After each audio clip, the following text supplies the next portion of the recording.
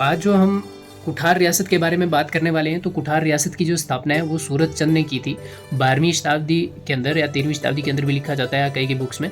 तो डेट्स इतनी ज़्यादा इंपॉर्टेंट नहीं है, बस आपने संस्थापक का नाम याद रखना है। जब राणा गोपाल चंद बनता है तो उस टाइम में जो क्योंथल थी, वो जो कुठार रियासत थी क्योंथल के अधीन थी। तो जब गोरखा आक्रमण करते हैं, गोरखा का आक्रमण होता है, तो गोपाल चंद भाग करके मनी माजरा चला जाता है जो कि अम्बाला के आसपास ही है। तो उसके बाद राणा जयचंद आता है, तो उसका वजीर होता है उसी का चाचा बहादुर सिंह। तो उसकी स्थिति बिगड़ती ही गई थी, तो बाद में जयचंद ने मियाँ दुर्गा सिंह को वजीर बनाया था अपना।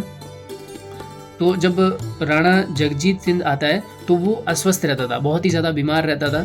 तो उसने 1930 में ही जो अपनी जागीर है वो छोड़ दी थी। तो उसका बेटा जो है कृष्णचंद, वो कुठार रियासत का राणा बनता है।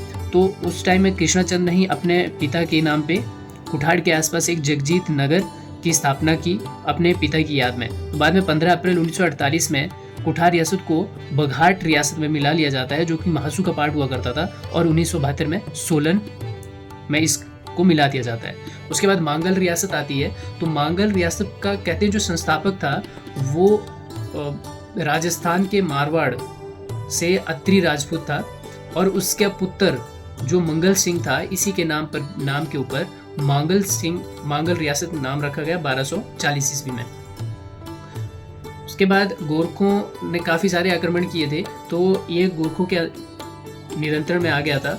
तो 1815 ईस्वी में अंग्रेजों ने छुड़ा करके जो वहाँ का राजा बना था बहादुर सिंह, तो उसको इसकी सनद प्रदान कर दी थी 1815 ईस्वी में। तो फिर जो राणा बनता है वो बनता है शिव सिंह। तो ये यहाँ का अंतिम राणा होता है, और जो 15 अप्रैल को इसको अर्की में मिलाया जाता है मांगल रियासत। तो अर्की जो है आज सोलन की एक तहसील है।